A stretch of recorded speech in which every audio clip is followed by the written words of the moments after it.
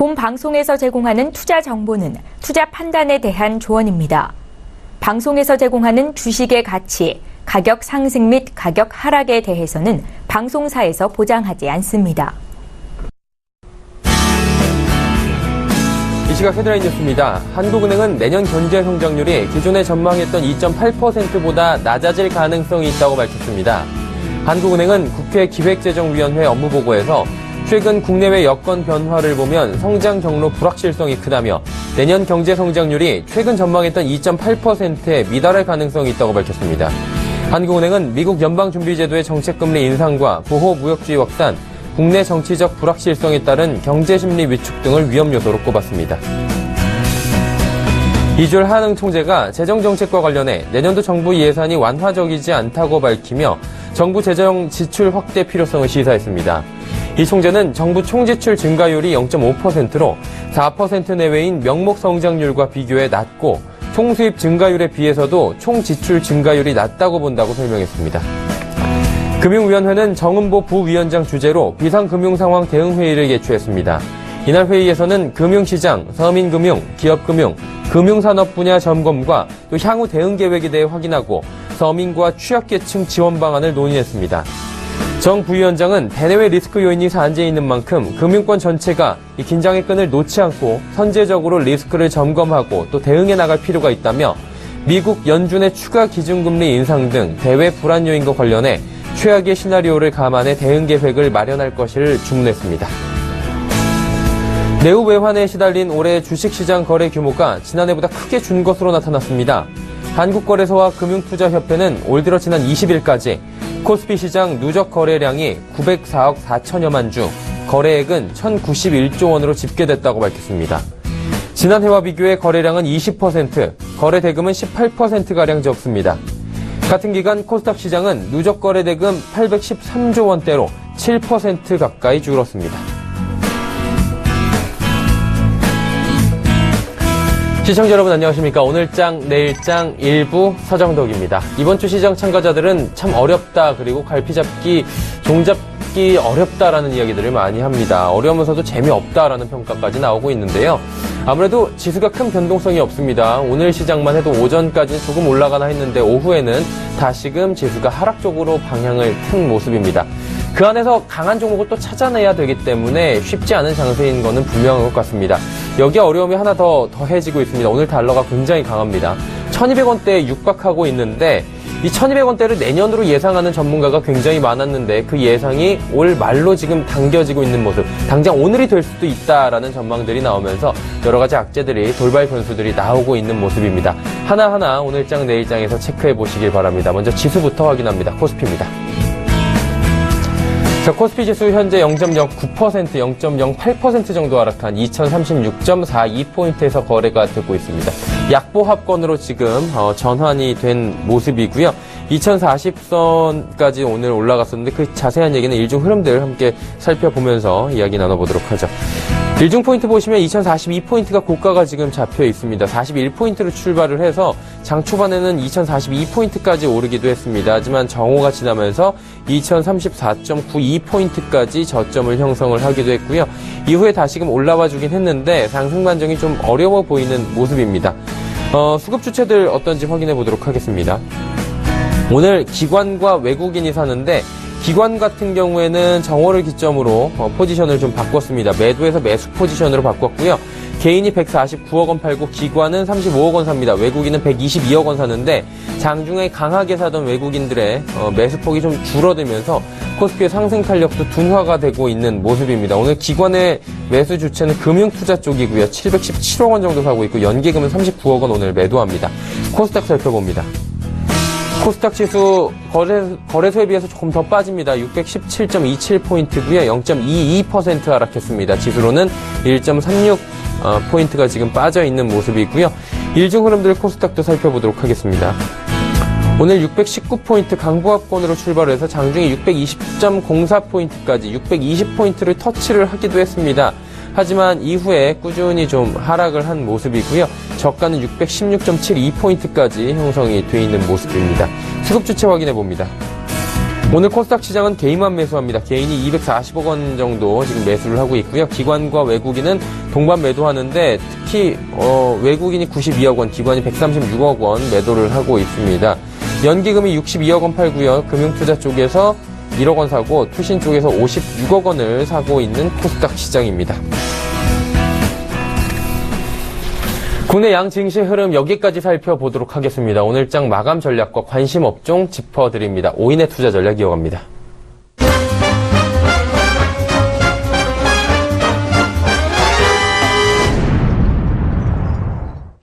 외눈으로 시장을 살펴드립니다. 오인의 투자 전략이고요. 오인은 오늘장에 어떤 코멘트를 줬을지 바로 만나보시죠. 자, 먼저 메리츠증권증권 본사영업부 이재우 차장입니다. 잘 죽지 않는다. 연초장 대비 연말 매수 전략이라고 지금 매수 타이밍이라고 좀 말씀을 해주신 것 같습니다. 다음으로 메리츠증권증권 강남금융센터 전희승 과장입니다. 신고가로 인한 반도체주 분수 효과가 지속되고 있다라는 이야기. 잘 가는 반도체주 짚어주셨습니다. 다음 확인합니다. 하나금융투자증권 원주지점의 박남일 부장, 중소형주로 매기가 확산되고 있다. 연초에 기대감이 반영 중이고 지수가 조정될 때는 매수 관점이 여전히 유효하다라고 코멘트 주셨습니다. 다음으로 메리츠증권증권 여의도금융센터 김민수 부장입니다. 고지를 앞두고 짧게 또 명쾌하게 주셨습니다. 다음 확인합니다. 이베스트 투자증권 테헤란금융센터 김근호 연구원, 시장은 안도랠리 중이다. 업사이드 제한적이고 종목별 차별화 여전히 이루어지고 있다라고 말씀을 해주셨습니다. 메리츠증권증권 김민수 부장과 전화 연결해서 자세한 내용 알아보도록 하겠습니다. 부장님 나와 계시죠? 네, 안녕하십니까? 예, 안녕히 계십니까? 네. 오늘 한 줄 전략 보니까 오늘도 짧아요. 고지를 앞두고 굉장히 궁금증을 자아내는 표현인 것 같은데 어떤 의미인지 좀 짚어주실 수 있나요? 네, 일단 고지란 얘기는 어제도 시장에서 보여줬지만은 일단 단기적인 저항선 쪽을 앞두고 뭔가 좀 힘을 내줬으면 하는 바람인데 그런 차원에서 봤었을 때 지금 현재 현실은 그렇게 녹록지 않다라는 부분들에 대한 어떤 변화가 아닌가 생각이 좀 들고 있고요.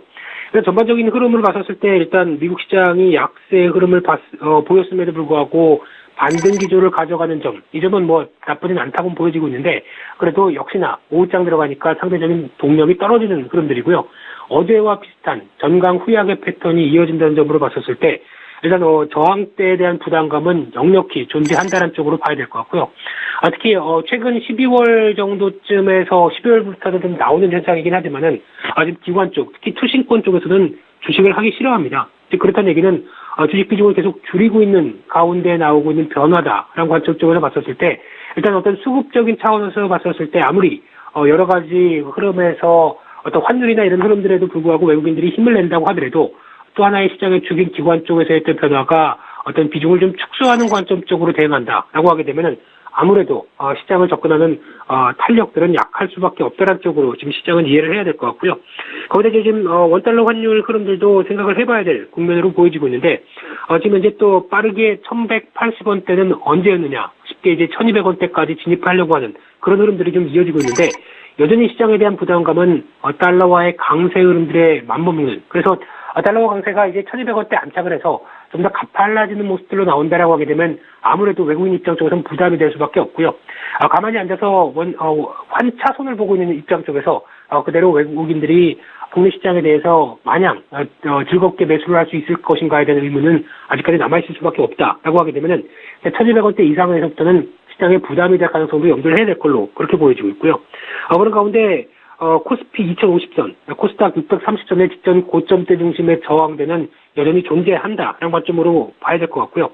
특히 여러 차례 시도를 하면서 안착을 노력을 하지만은 이 안착에 실패한다라고 하게 되면 오히려 시장은 또 한 단계 레벨 다운이 될 수도 있다는 점 염두를 하면서 시장에 대한 단락 가능성도 같이 염두를 해야 될 것 같고요.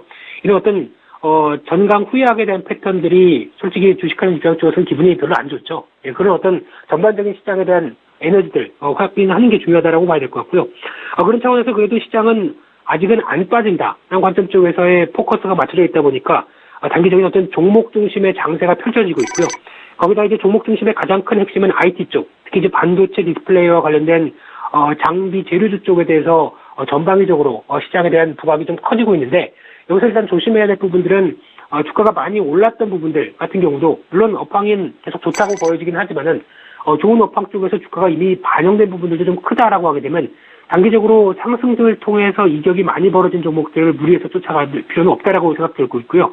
그런 차원에서 그래도 여전히 반도체 관련된 디스플레이 관련된 쪽에서의 업황들이 아직까지는 좀 상승 여력이 있다. 한 쪽의 어떤 변별력을 갖고 업황 내에서도 대응을 할 필요가 있다라고 봐야 될 것 같고요. 여전히 중기적인 쪽에서는 그래도 선진국 중심의 경기 회복세에 무게를 두고 있는 상황이기 때문에 코스피 쪽에서의 경기 민감주들은 계속 관심을 가질 필요는 있다라는 쪽으로 그렇게 정리해서 말씀드리도록 하겠습니다. 네. 오늘 관심 업종도 꼽아주셨는데, 말씀해주신 반도체 디스플레이 있고요. 철강, 은행, 그리고 화학주들 이렇게 꼽아주셨습니다. 마감 전략과 함께 저희가 짚어볼 만한 종목이 있다면 전해주시겠습니까? 네, 일단 시장에 대한 기대치는 그렇게 크게 가지기보다는 보여지는 그대로 해석을 해야 될 것 같고요. 그런 가운데 말씀드렸듯이 업황에 대한 부분은 이제 거의 그렇게 크게 변화는 없다는 쪽으로 그렇게 말씀드리고 싶은데, 오늘 일단 반도체 디스플레이 관련된 IT 업종 쪽에서의 강조를 좀 많이 드렸는데 그중에서 그래도 추세적인 흐름을 보여주는데 아직까지 못 간 그래도 상승 여력이 조금 더 있는 종목 쪽에서 한 종목을 말씀을 좀 드리도록 하겠습니다. 일단 STI라는 종목이고요. 이제 반도체 디스플레이 관련된 장비 제조업체로 보시면 될 것 같은데, 일단 반도체 LCD용 CCS라고 하는 화학약품 중앙 공급 시스템부터 이 웨 시스템, 즉 세정과 식각 관련된 이쪽에 대한 시스템을 주력을 하고 있는 회사로 보시면 될 것 같고요. 특히 이제 웨 스테이션 쪽에서 식각 시스템 쪽에서는 그래도 나름대로 특허권을 보유한 국내에서 유일한 장비업체 쪽으로 보시면 될 것 같은데, 거기다가 이제 OLED용 인쇄전자 장비 쪽에서의 성장 가능성도 이 신성장 동력 쪽으로 유지를 하고 있는 쪽이다 보니까 이에 대한 부분을 좀 확인을 해야 될 것 같고요. 특히 이제 삼성전자 쪽에서 평택 설비 투자 쪽에서 8조 원을 투입한 부분에 대한 수혜와 함께 중국 BOE 쪽에서 217억 규모 쪽으로 계약을 11월 초에 했었죠. 그런 어떤 해외 수주에 대한 기대감도 좀 커지고 있다는 쪽으로 그렇게 봐야 될 것 같은데, 그런 차원에서 2014년도까지 한 순익 50억대 회사에서 작년 100억대로 레벨업을 했고요. 올해 매출액도 작년 대비해서 한 35% 증가한 1,700억대, 순익도 60% 증가한 160억대 정도 생각을 할 수 있을 것 같은데, 그런 관점 쪽에서 어떤 성장하는 모습들을 보여주는데 시가총액은 여전히 올해 실적에 대한 부분들도 반영을 못하는 1,500억대다라고 하게 되면 오히려 주가에 대한 흐름들이 추가적인 상승 탄력에 대해서 좀 더 염두를 할 필요가 있지 않을까 생각되고 있고요. 그런 관점 쪽에서 일단 1차적인 목표가 14,000원대, 그리고 손절가는 1,700원대로 대응하는 전략을 말씀을 좀 드리도록 하겠습니다. 네, STI까지 종목 이야기 나눠봤습니다. 오인의 투자전략 메리츠증권증권 여의도금융센터 김민수 부장과 함께했습니다. 부장님 감사합니다. 네, 감사합니다.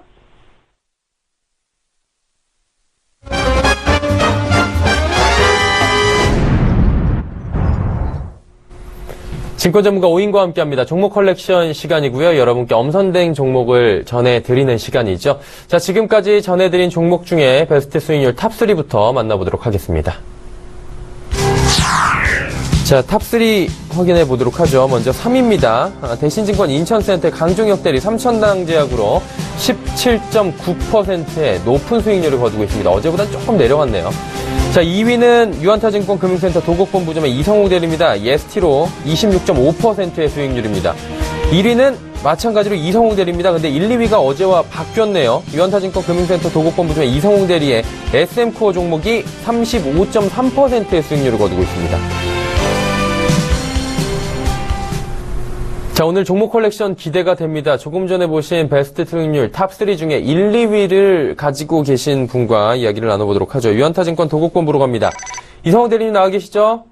네, 안녕하세요. 네네, 목소리가 굉장히 더 밝아지신 것 같습니다. 종목이 잘 가요, 요즘에? 예, 최근에 흐름이 어떻게 종목 타이밍이 맞다 보니까 그렇게 상승세가 나타난 것 같고요. 네네. 돈이 좀 많이 따른 것 같습니다. 네. 그래요. 이게 종목들 저희가 어떤 종목 보유하고 있는지 정확하게 살펴보고 저희 보유할지 매도할지 한번 이야기 나눠볼게요. 네, 이성우 대리는 세 종목을 가지고 있습니다. 한섬, EST, SM코어인데 한섬은 마이너스 8.2% 손실 구간이고요. 그리고 EST는 26.5%의 수익 구간, 그리고 SM코어는 무려 35.3%의 수익 구간입니다. 두 종목은 수익이 크고요. 한 종목은 손실이 좀 있습니다. 이거 어떻게 할까요? 보유할까요? 아니면은 이익 실현할까요? 손절할까요? 네, 전체적으로 봤을 때 일단 최근에 시장 흐름은 수급에 따라서 많이 좌지우지 된다고 판단이 되고요. 일단은 먼저 한섬 같은 경우는 실적이나 그런 면에서는 3분기도 그렇고 4분기에 대한 기대감이 있는데 아무래도 그 SK 네트워크 쪽에 패션 사업 인수가 이루어지는 측면에서 비용이 많이 나갈 수 있다는 점이 반영이 되는 것 같습니다. 그렇다 보니까 제가 포트에 편입하고 약 8% 정도 손실이기는 한데 현재 구간에서 기술적 측면에서도 반등이 가능한 구간이기 때문에 유지를 하고요. 일단 두 종목 예스키나 SN코어 같은 경우는 호전적인 수익률을 나타내고 있는데 추세적으로 추가 상승 가능하다는 점을 일단 기술적으로 말씀을 드릴 수가 있겠고요. 예티 같은 경우는 내년 실적에 대한 기대감이 주가에 반영되고 있는 단계인데 아직 추가적으로 상승이 가능하다고 판단이 되고 SM코어 같은 경우도 그 SK 그룹 쪽에 피인수가 되면서 아무래도 실적에 대한 기대감 주가에 반영이 되고 있다고 보입니다. 일단 두 종목 다 수급에 훼손이 없기 때문에 일단 보유 유지를 하고요. 한성 같은 경우도 유지를 하도록 하겠습니다. 자, 그렇다면 보이면 포트에 변동은 없는 거고요. 오늘 종목은 단순 추천으로 저희가 한번 들어보면 좋을 것 같은데 어떤 종목 저희가 들어볼까요?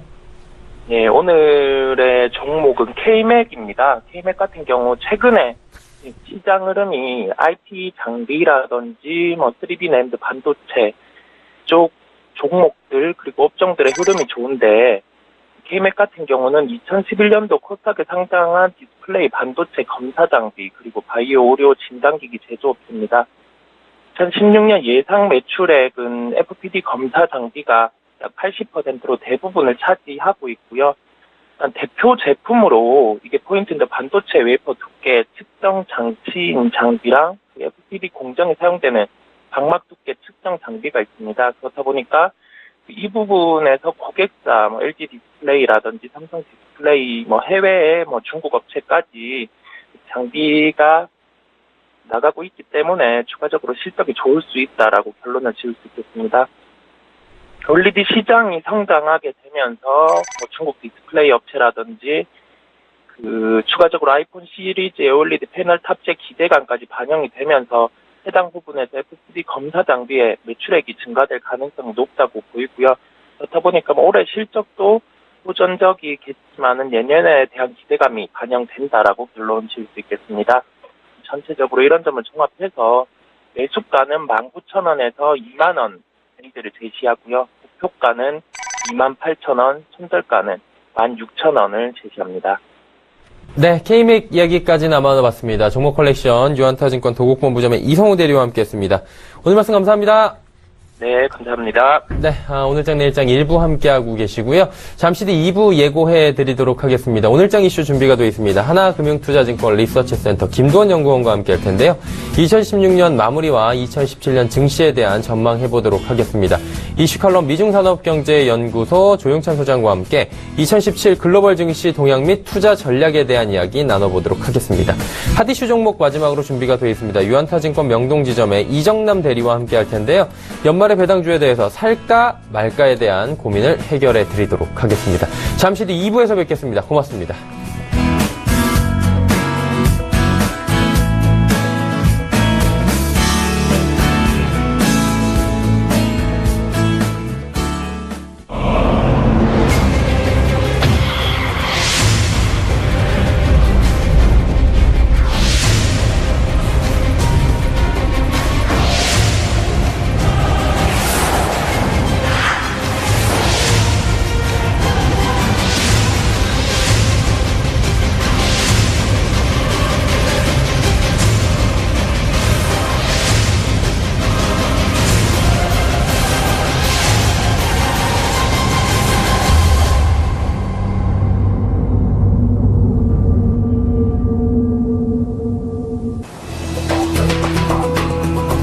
안녕하십니까. 해외선물의 신 박혜리입니다. 해외선물의 신은 28명의 해외선물 트레이더들이 모여 자웅을 겨루는 국내 최초의 프로그램인데요. 매일 밤 11시 트레이더들은 본인의 실제 투자금을 이용한 트레이딩을 통해 최후의 승자를 가리게 됩니다.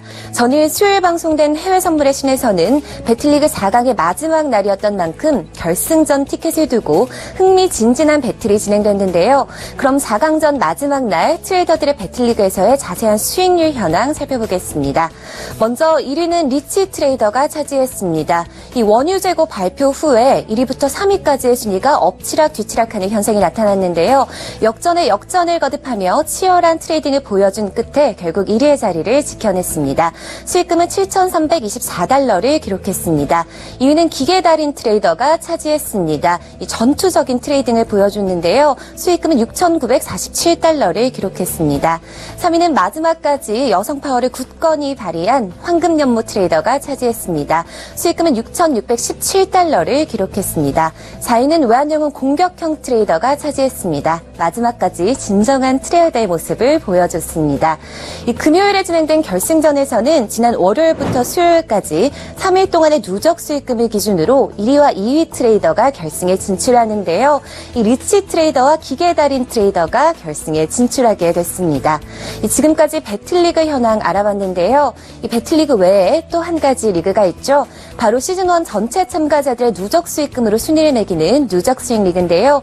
그럼 22일 0시 3분 기준의 누적 수익 리그 1위부터 5위까지 함께 확인해 보겠습니다. 먼저 5위는 자동 매매 시스템으로 완벽한 자동 거래를 보여주고 있는 트레이더입니다. 황금 로봇 박노주 트레이더가 8,679달러의 수익금을 기록했습니다. 4위는 외환영웅 안정형 트레이더가 14,183달러의 수익금을 기록했습니다. 3위는 기계적인 매매 프로세스를 보여주고 있는 트레이더입니다. 눈에 띌 상승세를 보이면서 3위 자리를 차지했는데요. 기계달인 트레이더가 16,077달러의 수익금을 기록했습니다. 2위는 좋은 페이스를 유지하며 꾸준한 수익을 낸 트레이더입니다. 황금연못 트레이더가 25,870달러의 수익금을 기록했습니다. 1위는 역시 리치 트레이더가 차지했습니다. 1위를 한 번도 놓친 적이 없는 만큼 여유가 느껴지는 모습을 보여줬는데요. 뛰어난 기량을 보여주며 5951달러의 수익금을 기록했습니다.